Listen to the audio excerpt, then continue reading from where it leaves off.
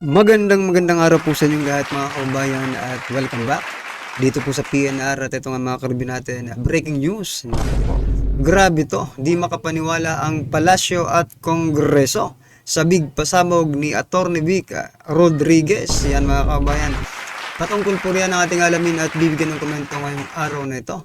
Pero bago pong lahat, kung bago ka pa lang at di pa po nakapag-subscribe sa ating munting channel, please don't forget to subscribe. At palike na rin po ng video ito. Maraming salamat po. At ito na nga, simulan na po natin ang video ito. Sawa na ang bayan ko sa magnanakaw na tao.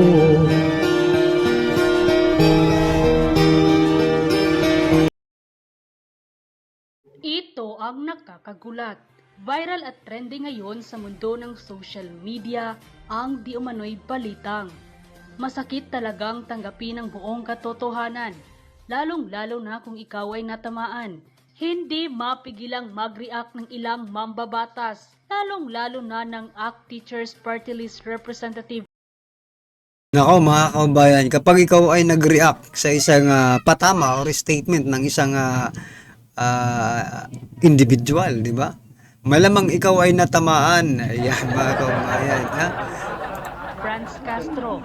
Nang ma-real talk sila ng Congresswoman Duterte Youth Party List Drexy Cardema na kapwa nila mambabatas. Tila nasampal ng buong katotohanan ang Kongreso at ilang mambabatas na pilit bumabatikos sa dating Pangulong Rodrigo Rua Duterte at sa Vice President Inday Sara Duterte.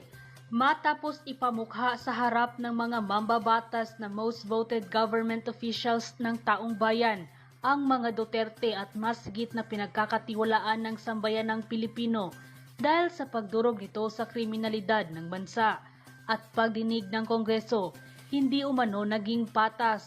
Pero bago ang lahat mga ka-update, kung bago ka pa lamang sa aking channel, ay mag-subscribe ka na at huwag kalimutang i-click ang notification bell para mas updated ka sa lahat pa ng bagong videos na i-upload namin. At ito na nga mga ka-update, bato-bato sa langit, ang matamaan ay huwag magalit. Congresswoman matapang na tumindig at ipinagtanggol si dating Pangulong Rodrigo Duterte at Vice President Sara Duterte. Tila nasampal ng buong katotohanan ng isang Duterte Youth Representative na si Drexy Cardema matapos sabihin na silang mga mambabatas ay ibinulto lamang ng ilang libong tao. Samantalang Totoo naman mga kabayan, di ba? Oh, ilang libo lang ang bumuboto sa inyo mga mambabatas. Yung mga congressman yung mga congressman sa mga distrito, di ba? Doon lamang sa distrito nila. Itong mga tawag dito, itong mga party list, nationwide sila, pero ilan lang din ang bumuboto sa kanila. Unlike po sa vice president, president, senators, malalaki po ang boto niyan. Tapos kung makapag-pakulong kayo ng kung sino-sino dyan sa kamara, ilang boto lang naman ang ibinigay sa inyo. Pero nakakaya niyong magpakulong ng mga general, ng mga secretary, ang kakapal. ang dating Pangulong Rodrigo Duterte at Vice Presidente Sara Duterte ay ibinoto ng milyong-milyong Pilipino. Ito nga raw ang basihan at nagustuhan ng taong bayan kay dating Pangulong Rodrigo Duterte at Vice President Inday Sara Duterte. Kaya ibinoto sila ng taong bayan. Kung paano nito dinurog ang mga durugistang kriminalidad at mga makakaliwang grupo na matagal nang nagpapasakit sa ating lipunan. At sa harap mismo ng Kongreso at ng mga mambabatas, pinatunayan na tila hindi naging patas ang pagdinig laban sa AGK dahil dapat umanong inimbita din sa pagdinig ang mga libo-libong pamilyang naging biktima rin ng mga durugista at mga inosenteng mamamayan na So yan mga kabayan, talagang tinamaan po talaga sila dito kaya representative or congresswoman Drexy Cardema, di ba? Kasi one-sided lang sila, yung side lang ng mga biktima ng AJK. Paano naman yung biktima nung mga ini-JK, di ba? Yung mga biktima ng mga nagurugur na yon, di ba? Para maging patas, dapat dinggin din, di ba? Katikim ng karahasan sa taong lulong sa ipinagbabawal na gamot. At ang laban kontra ipinagbabawal na gamot ng dating Pangulong Rodrigo Duterte ay isa lamang pulisiya at hindi may sasakatuparan kung hindi susuportahan. Pinalakpakan at pinondohan pa ng Kongreso, Senado at ng mga kapwa nito mambabatas. Ang Youth Party List ay patuloy na maninindigan para sa mga Duterte. So yan, palakpakan po natin ang mga kardema, di ba? Dalawang kardema yan, mga kababayan, na dapat nating suportahan.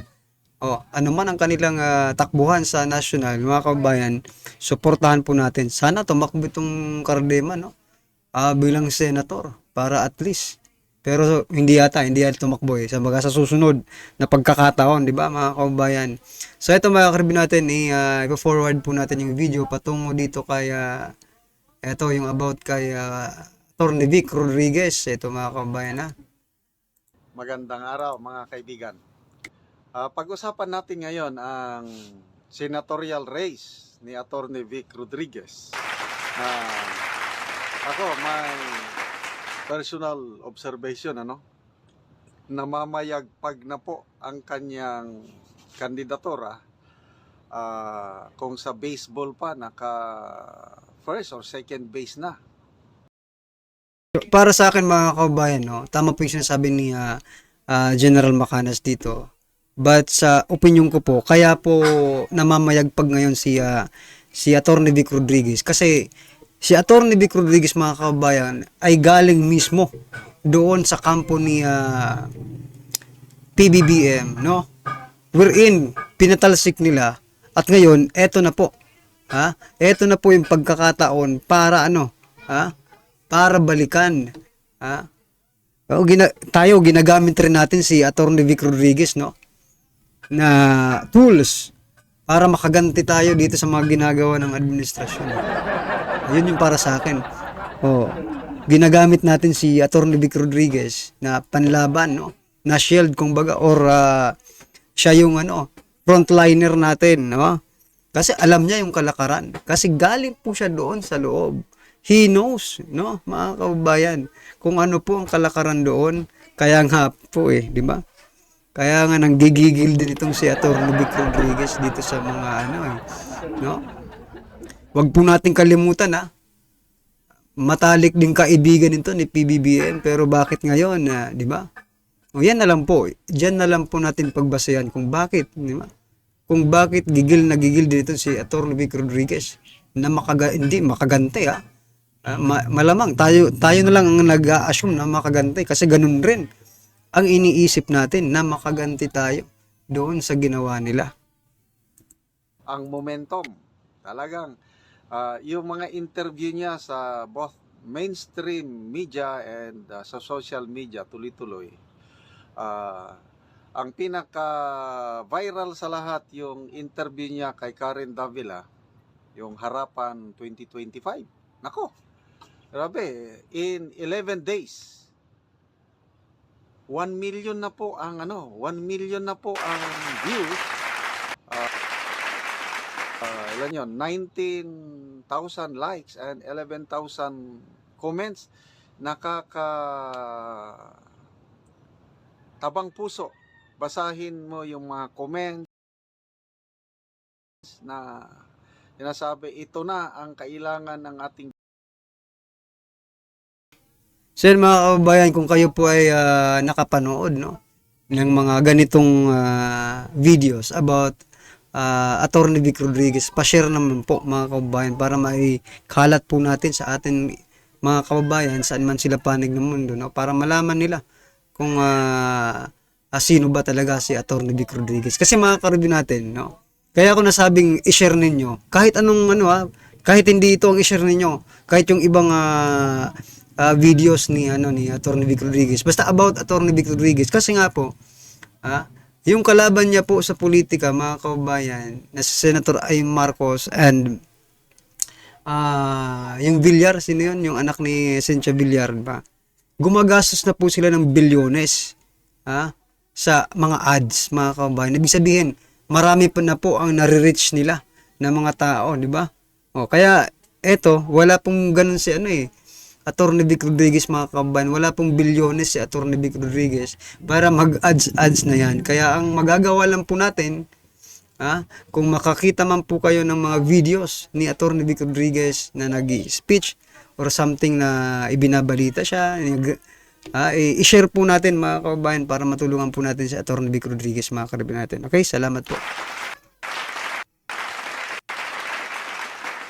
Bansa, napakahusay, napakatalino, napaka-honest. Yun na po. Kaya nakikita ko ito na, it's a people movement.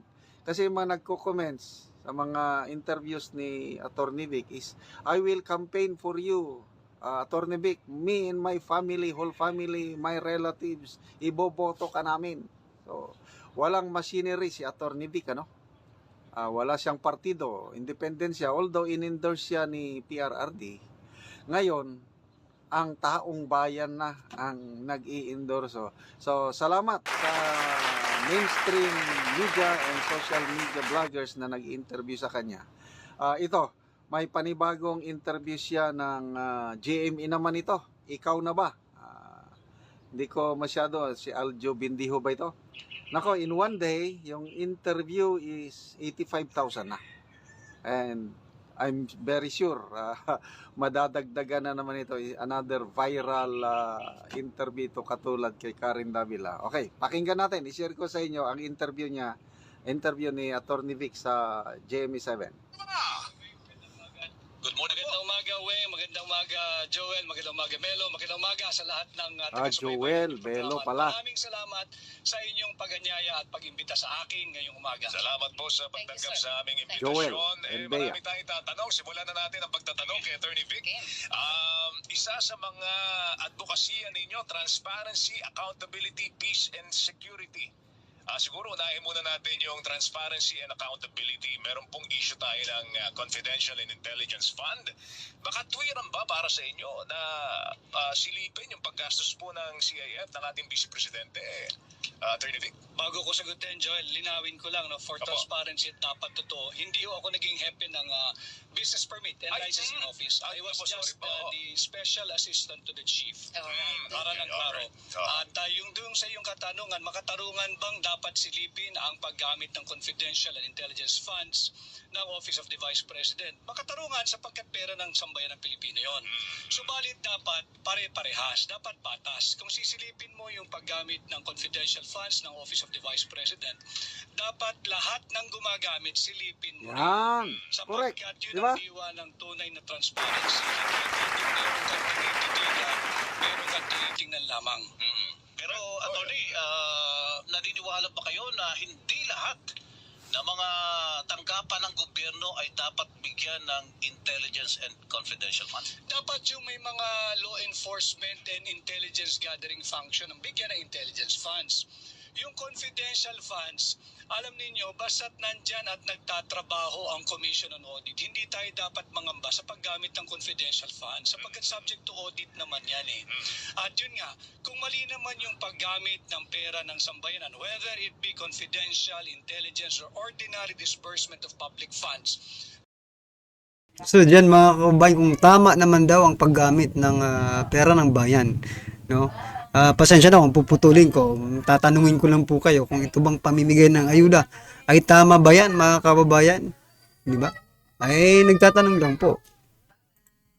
dapat panagutin. Doon papasok yung accountability ng aming advokasya as a Okay, medyo mahinang signal. So,